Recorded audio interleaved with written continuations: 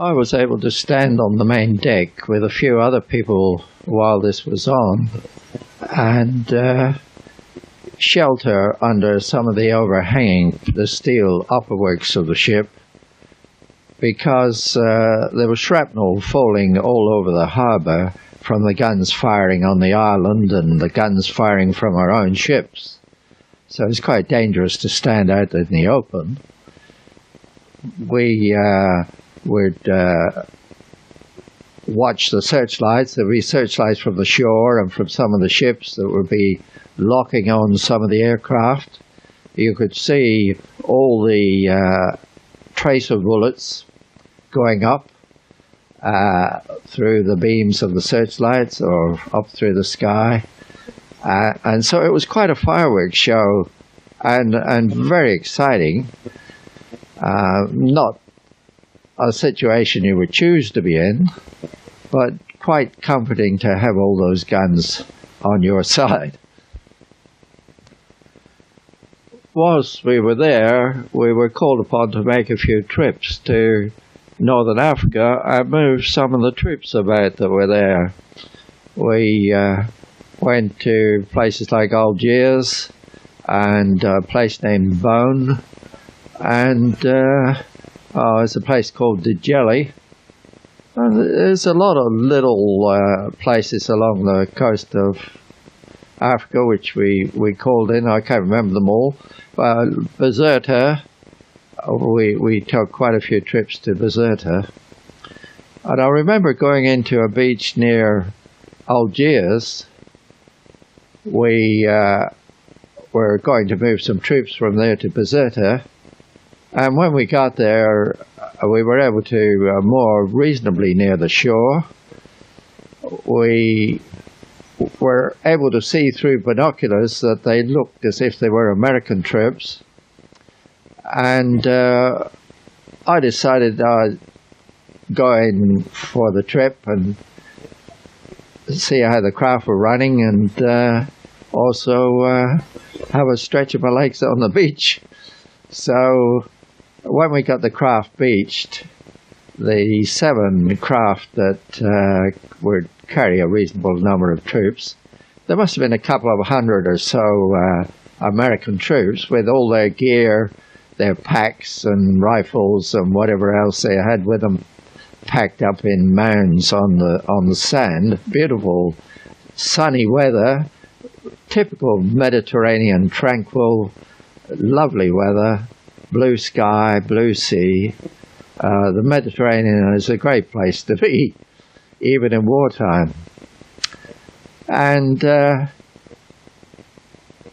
we got off the craft and wandered up and down the beach and stretched our legs. The Americans were fairly high up on the beach away from us, and we could see a couple of their officers were standing up and telling them something, lecturing them about something or other. And it seemed to be ages, and nobody seemed to be keen to go aboard our ship.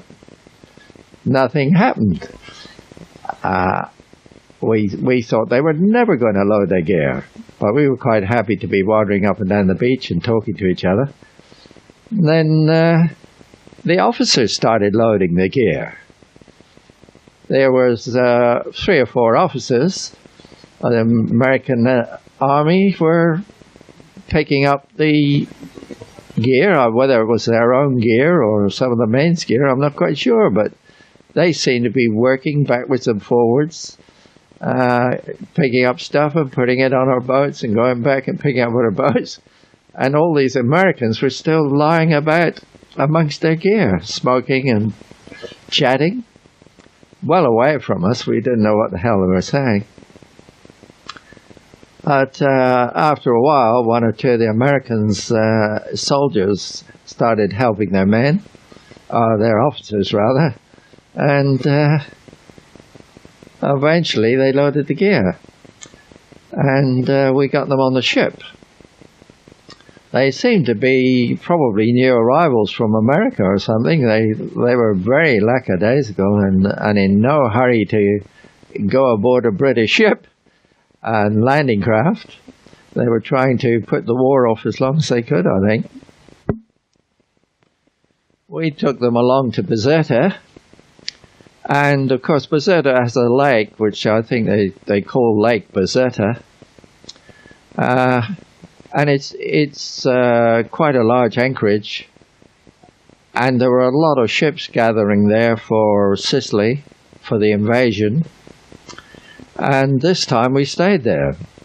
We spent a couple of nights with planes coming over and all the ack-ack going. I don't know if they dropped any bombs.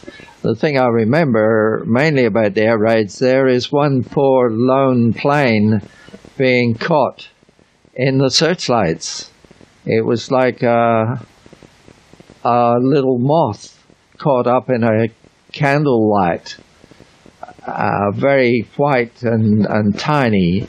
I think it was probably high enough to be out of range of the aircraft. Rather the anti-aircraft guns, because it stooged around, caught in these searchlights, it seemed for an hour or more. Just whether it could, well, it would certainly know there were a lot of ships there because of all the tracer and all the bullets and everything that went up, and I don't think they ever hit it. The next day, the troops that came aboard were American Rangers, and we learned that these were the troops that we were going to land in Sicily.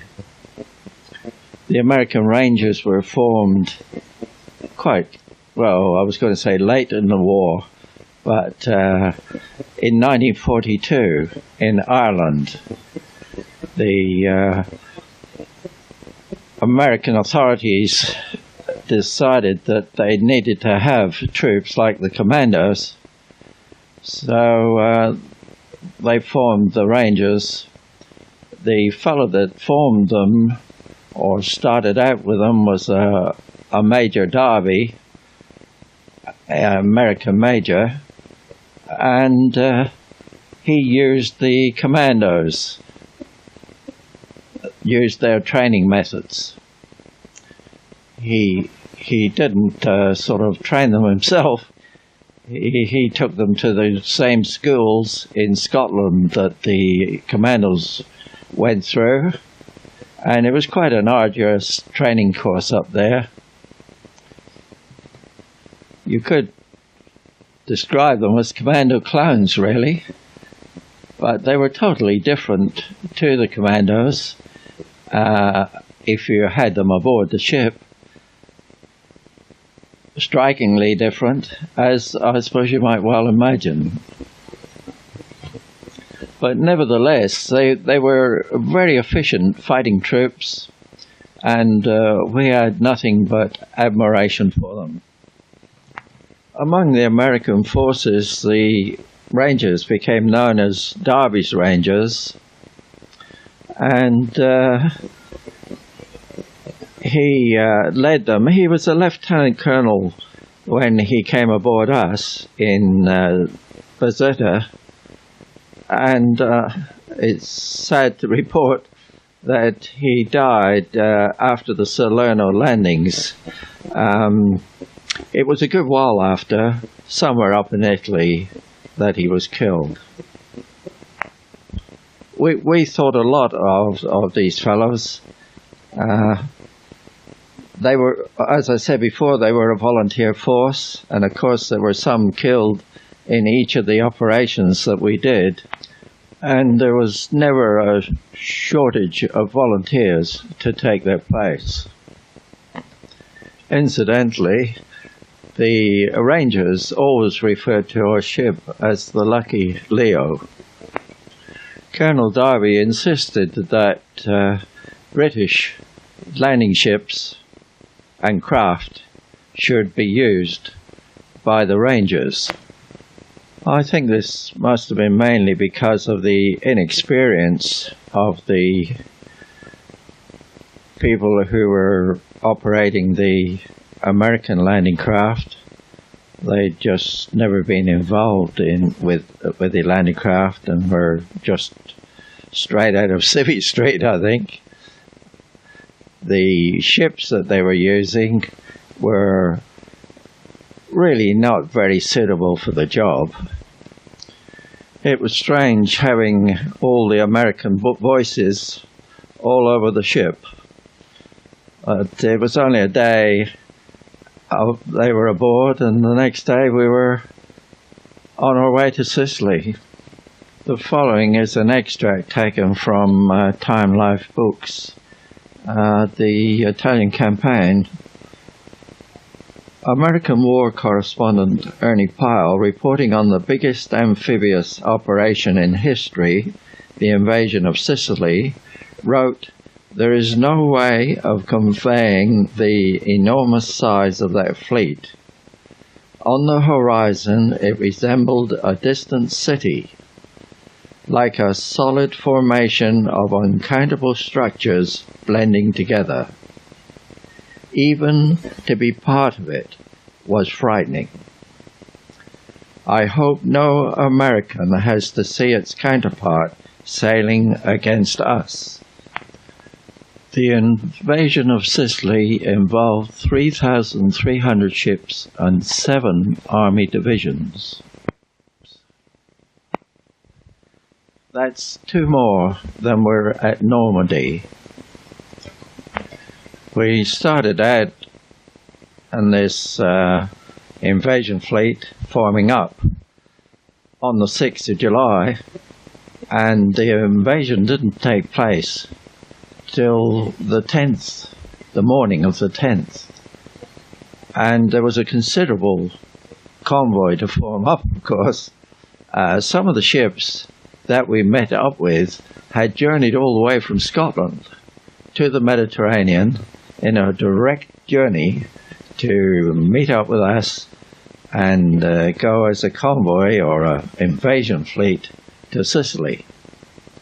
And we got, well, nearly there on the 9th, the day before the morning that we were to make the landings.